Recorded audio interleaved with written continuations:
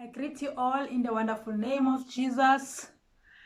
It is a blessing to find myself talking to the youngest and to the freshest and to the future people of our continent. My name is Mrs. Abaji and I'm your guest speaker today. I am not in the country, but I found myself speaking. So it is a blessing. And of course, I would like to thank the organizer of this conference for thinking that I am suitable to be talking about this topic. Today, we are talking about education. It's really going to be a lot of things that I will talk about, but we will go through all of them. Of course, we are in the house of the Lord and we need you to read the scripture. We will open our Bibles in the book of Ecclesiastes, chapter 9, verse 11. Please open your Bibles, Ecclesiastes, chapter 9, verse 11. I hope I'm clear enough. My speaker is clear. Let us read. Verse 11, I returned and saw under the sun that the race is not to the swift, nor the battle to the strong, nor bread to the wise, nor riches to the men of understanding, nor favor to the men of skills, but time and chance happen to all of them. Amen. When I read this scripture, if you read in details and in understanding, you can see that towards the end of the verse, it says, but time and chance happen to all of them. So it's not all about that riches will happen to men of understanding, or bread will be given only to the wise, or battle will be won by only to the strong, but God gives everybody chance and time. So as we are going to be talking about education today, so let's put in mind that God has given all of us a chance to be educated. Of course, levels are not the same, but we will get into that when we get into this topic. Before I can get to the topics or the subtopics I'll be talking about today, I really want to start talking a little bit about my education.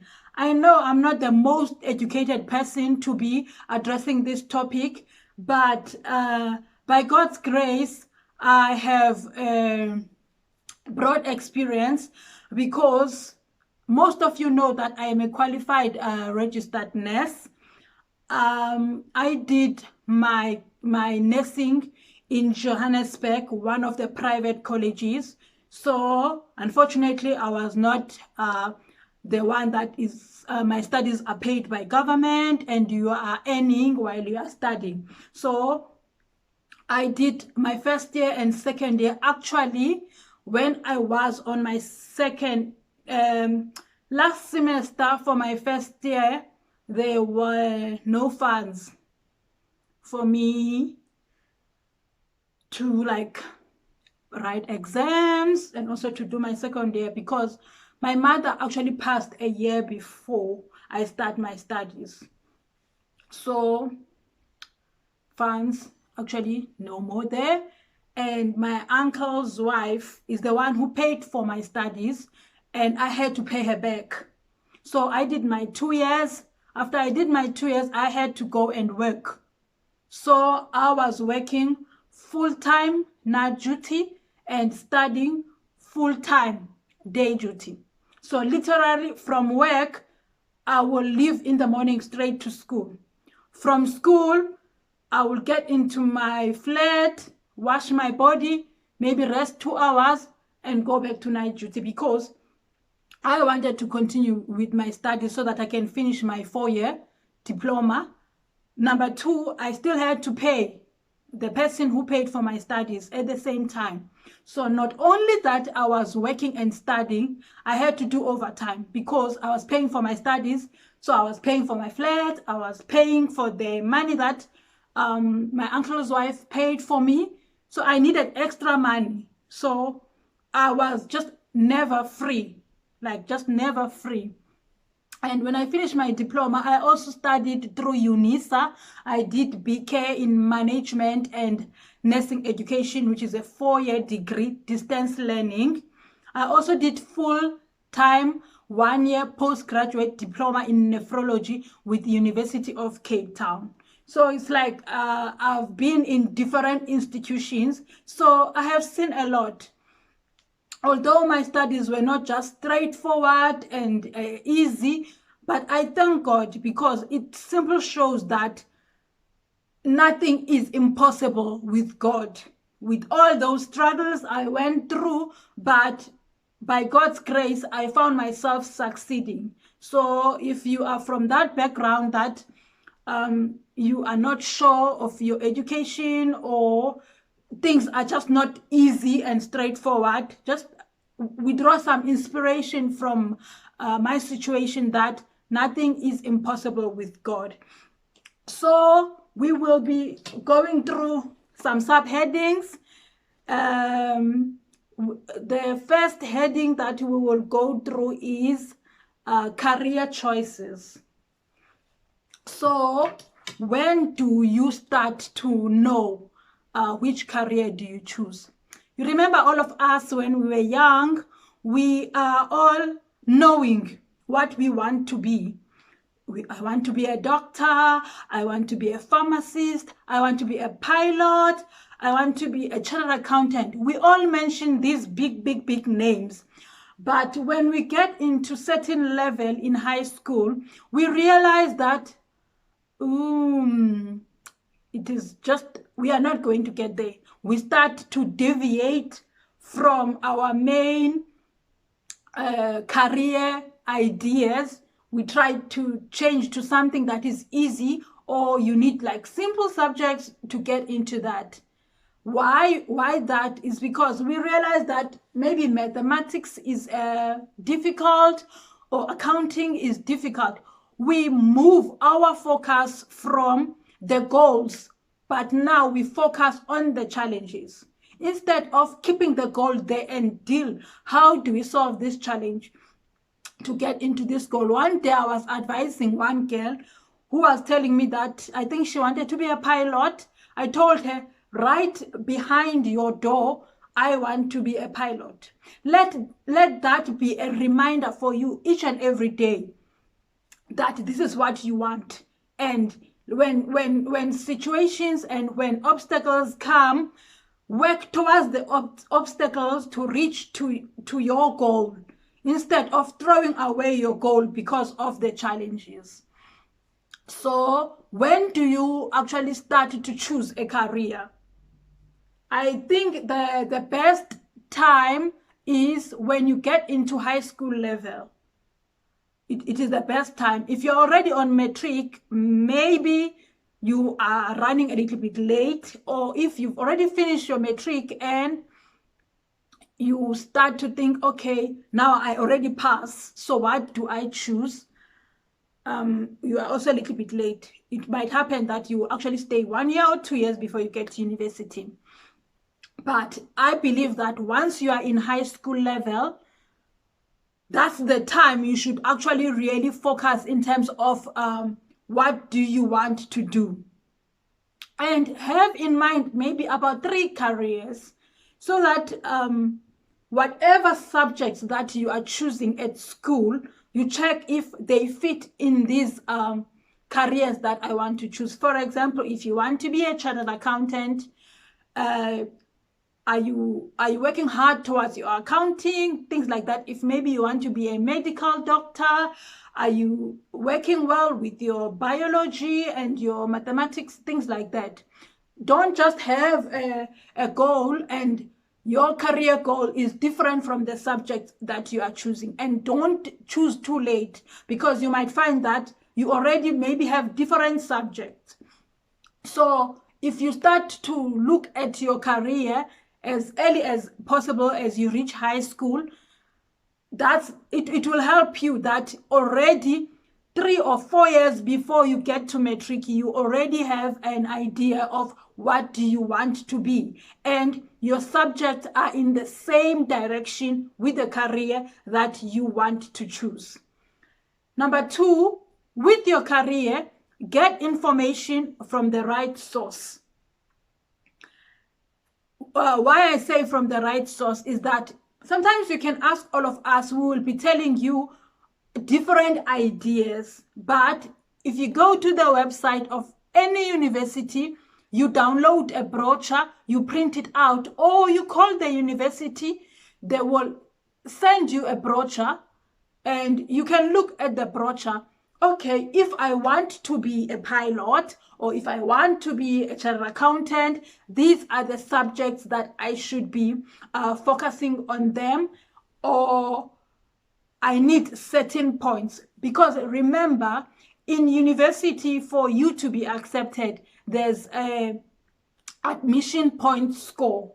So admission point score, it's like they will take the subjects that you did and see how much percentage you got per subject, calculate the points, and see the requirements that is needed for you to be qualified to be accepted in the program.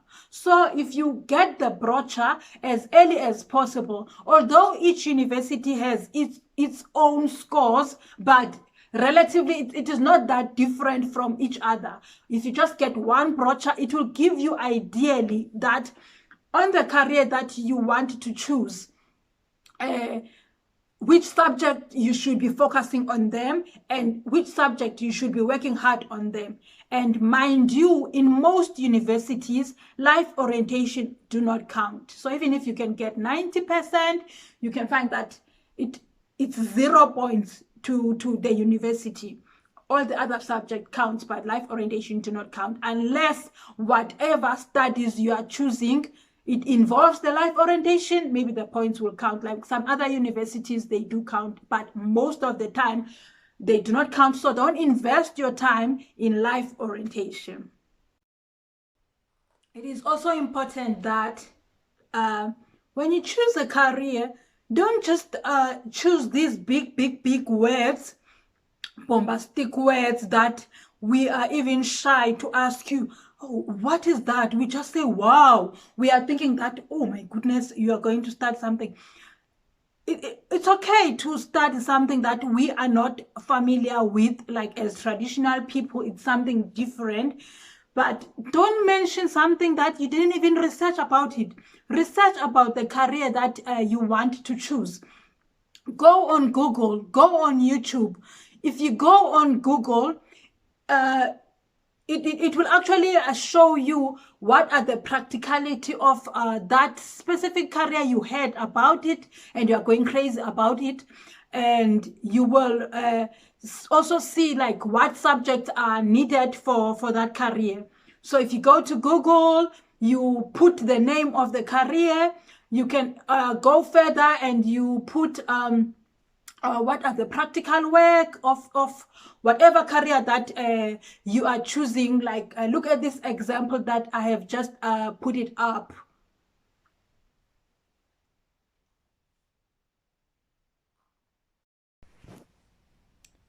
You can just go to Google and then you type most demanded jobs in South Africa, and you search, and then you will maybe choose one of them. And it's nice, it gives about also the salary estimation. Okay, you will see that, oh, okay, there's surveyors, because you do not want to choose a career and you will not even get a job about it. Okay, let's say I'm choosing technologist for argument's sake. You will go there, technologist, meaning if you don't even know the application of scientific knowledge for practical purpose, especially in industry, whatever.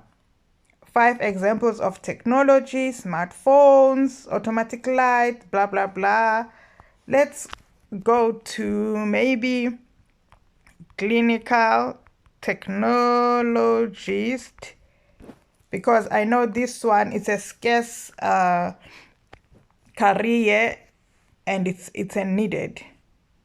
Clinical technologist, also known as medical or clinical laboratory technologist, work in laboratory settings. How to become a clinical technologist. All these things you will get there. What is the requirement? What are the skills? What is the salary? What is the practical job?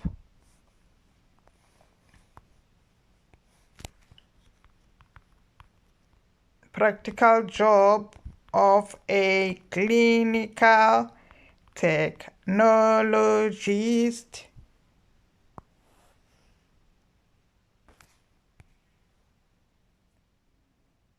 Just research. You will get the information regarding the career. Don't just mention, and tada, it's not there.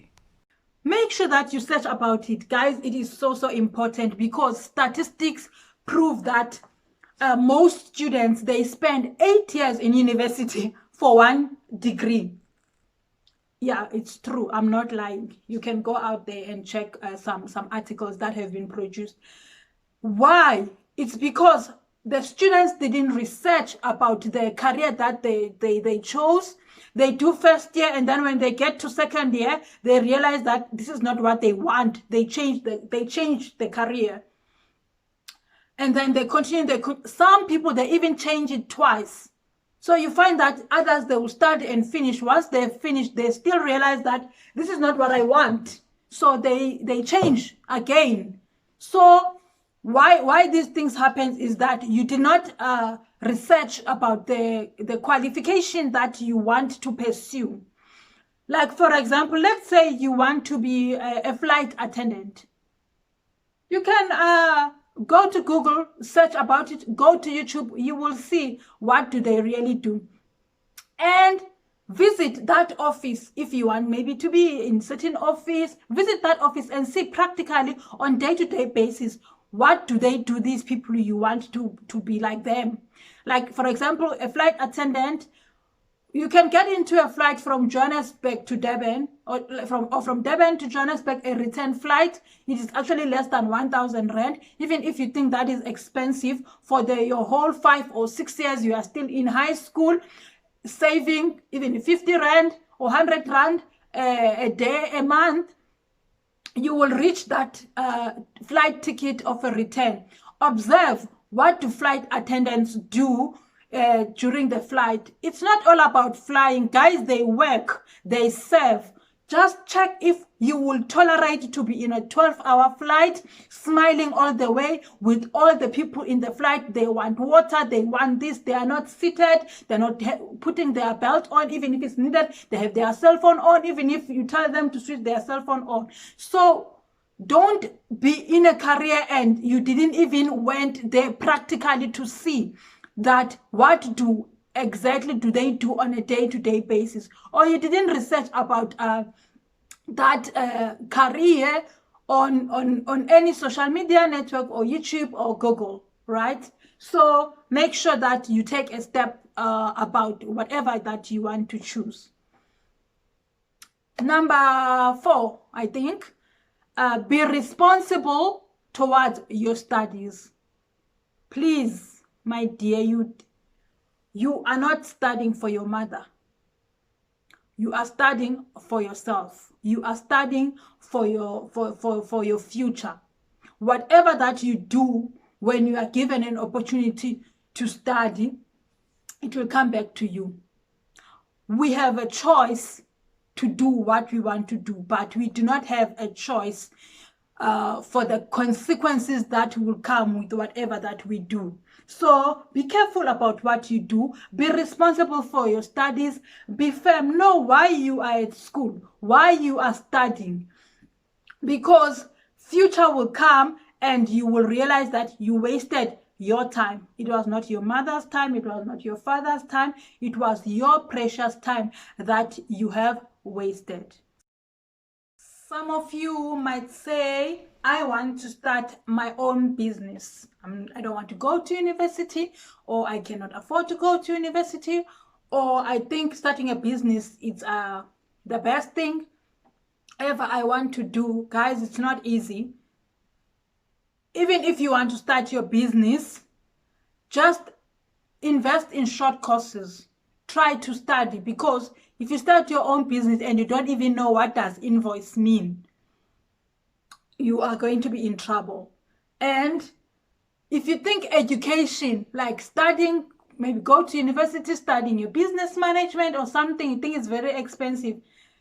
If you think education is expensive, just know that an education will cost you more than education. Certain things that you can avoid and certain situations that you can deal with if you are just not educated, it will cost you. Yes, you can have the business, but it will cost you. Certain things you will have, like serious challenges that will actually collapse your business. So still invest in short courses about the business if you want to choose a business. And also, if you think starting a business is just an easy way, just think about this. How many people that you know, they didn't further their studies, they thought they can start the business and their businesses, they have collapsed? Or how many people that you know, they stopped studying, they have no qualification, and they're not having business? Because now, if starting a business is just an easy, like ABC, everybody who is not working for anyone should be having a business. So it is just not a easy thing. Think about it if you think that is the route that you want to take. Now you can say, I want to further my studies, but there is no money at home for me to study, and it's just not an option. I need to work.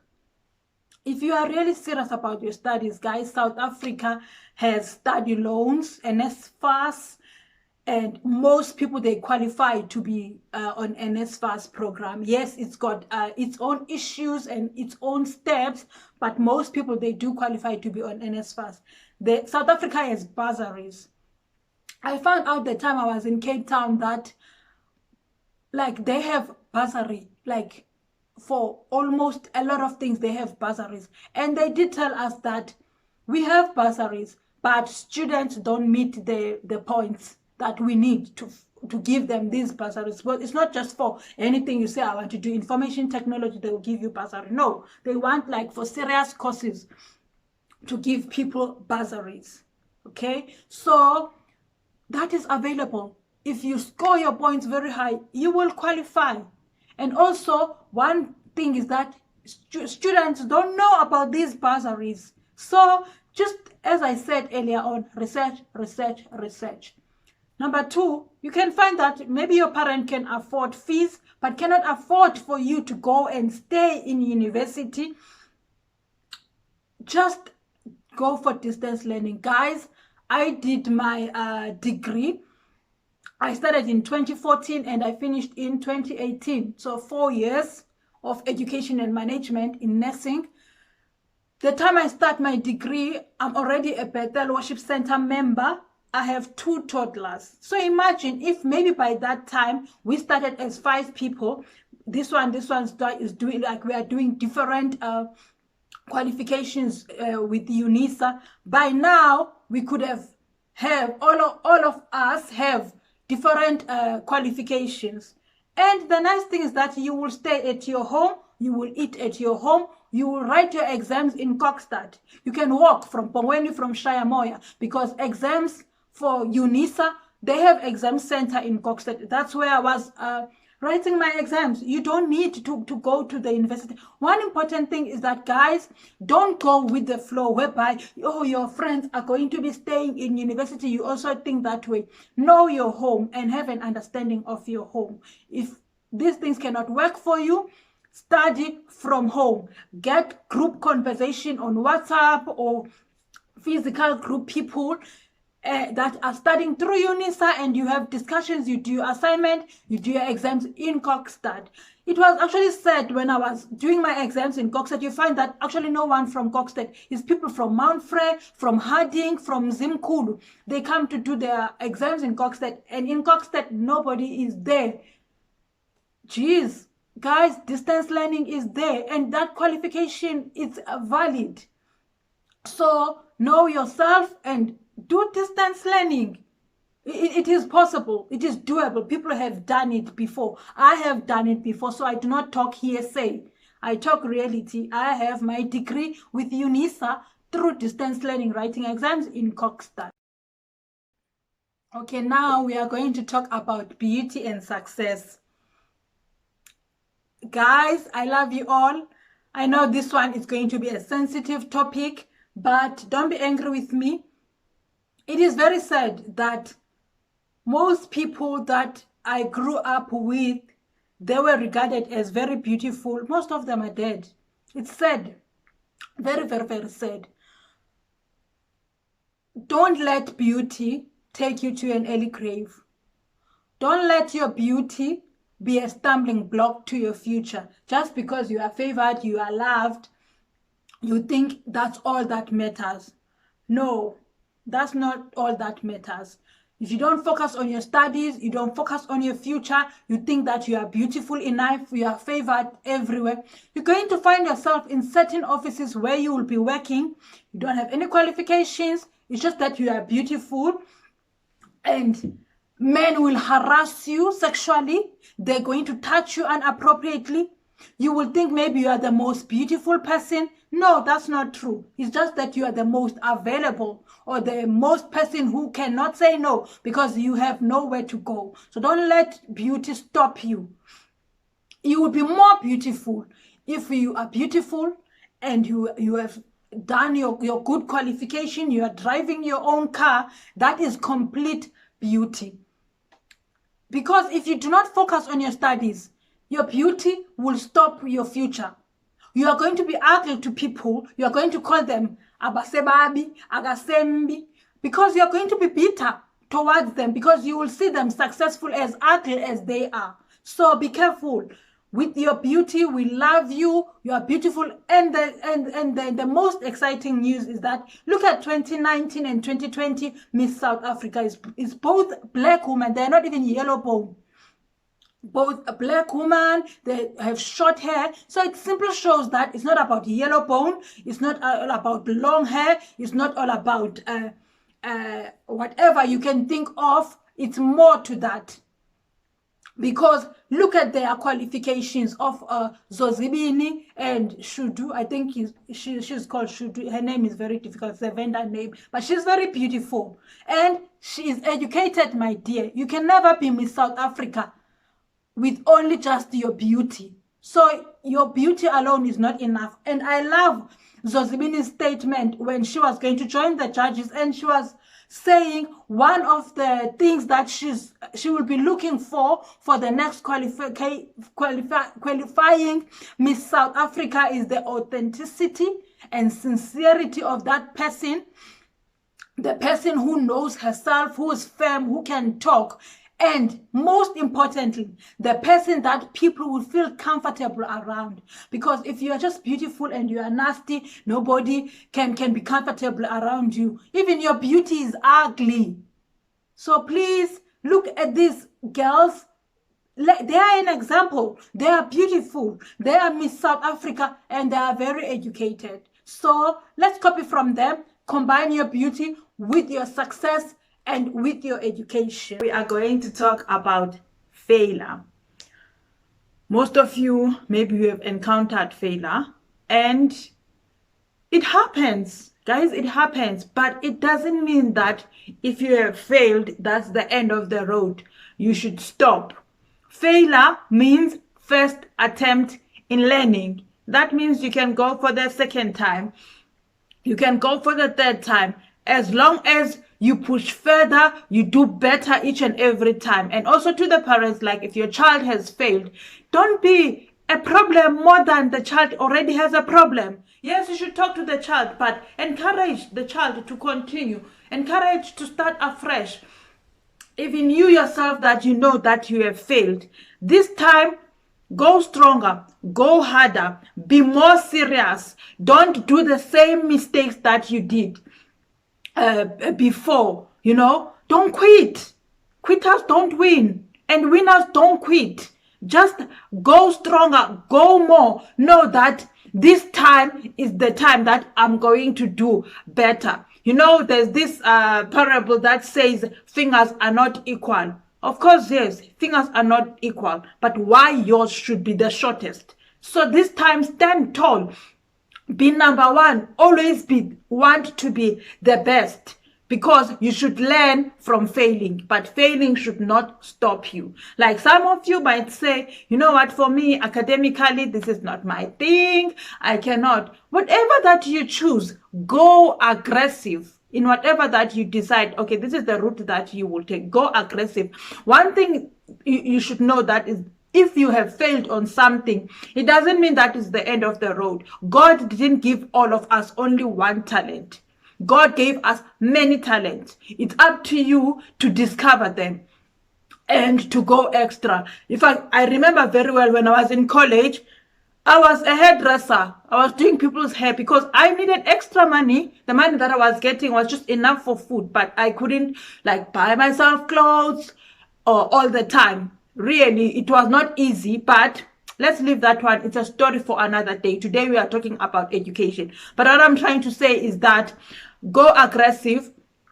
Try all other ways that you can succeed. Like, for example, for me, I can talk. I can do my people's hair. I am a nurse. Who knows? Maybe I can do any other thing. It's just that I didn't discover them. So discover what are you the best. Just discover what can you do best more than that. And actually, now I'm a YouTuber. So guys, be aggressive. Hustle, hustle, hustle. Watch my videos very, very soon. You will see me on YouTube. Now, let's come to a relationship between serving in church and your career. This thing is very deep. You might not understand or take it as if it's just, guys, you are doing very well. I've seen your photos. I've seen how you are serving in church. It actually makes me happy, because the youth is the future. Is the future of the church, is the future of the country, is the future of the universe. Especially if you guys are serving in church, it is a blessing alone. I'll give you one example. There's one girl who was, when I was in Cape Town, she was a photographer. I don't know if it's called photographer in church, and she got a scholarship in USA. And they wanted her to have a certain qualification before she can be fully accepted to that free scholarship. But she didn't have, they wanted her to have a degree, but she had a diploma. So she was like, okay, then now this is the end. Then they asked, okay, do you have any practical work that you are doing? And she said, I do videos in church. I'm a videographer in church. They said, send us the videos that you are doing in church. You know what? This girl was focused when she's doing videos in church. She was doing them at her best. Those are the videos that made her to be accepted in the program. She went to USA to study for free. Whatever that you do in church, don't do it anyhow, because you do not know who's watching you. You do not know that thing, where it will take you to. So serve wholeheartedly, because in your career future, you will find yourself that you are going to be serving people. So you are learning at an early age how to deal with people and how to talk with people.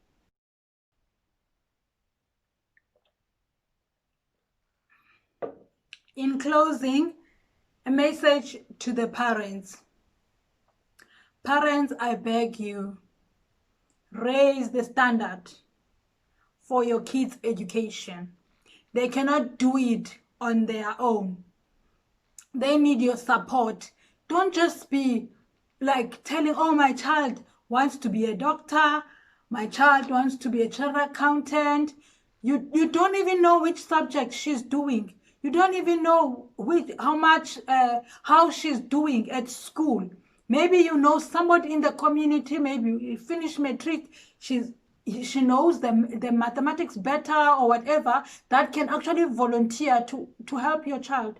And you can talk to that person. You don't know anything. You just assuming. Or only in grade 12 you are asking, so what do you want to be? It's late. Please raise the standard. You know what happened to me? I studied in the poorest high school ever, Brooksneck High School. You know it. You all know it. And none of you want even your child to study there. Even you youth, none of you have that, I want to go and study in Brooksneck, but I studied there. Only one block that was not even built by government, but was built by the community, because there's no high school there. Not even textbooks, not even library. Like, really is the poorest high school ever. So I told myself that I don't want my kids to be studying where I was studying. I really do not want that. Yes, my kids are still small. I cannot talk much about their education, and I cannot say to you, take your kids to where my kids are studying. No, this is not, I'm not trying to say that, but I'm trying to say that raise the standard. The things that you did go through, if they are avoidable, avoid them. I'm still learning English. I still have to think before I make a statement. My English is not good, but I'm glad that my daughter at the age of 7, she's speaking good English than me. I'm actually learning from her. It gives me a healing for my past, because if I look at her, I'm happy.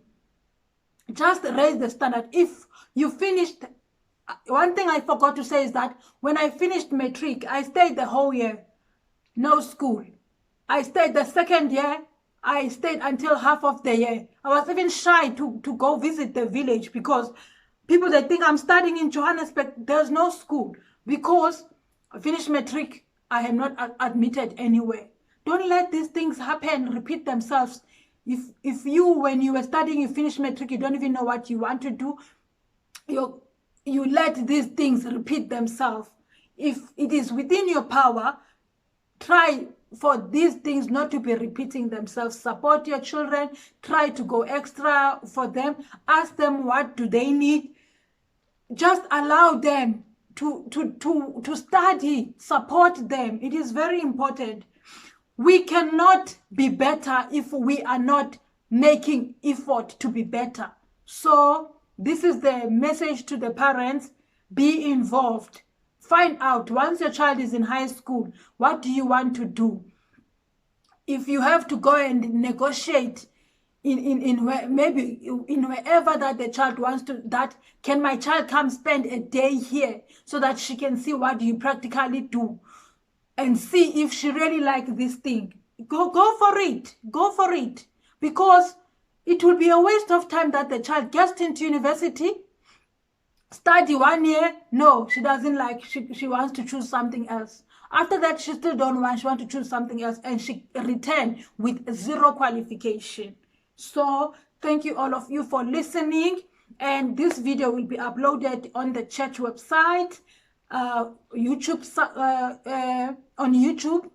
Please just go there, watch it, and see if it's helpful. I know that maybe all the things that I've said, it was not helpful to all of you, but I know that one person God wanted me to talk to has heard the message. God bless you all. Thank you. See you soon. Merry Christmas.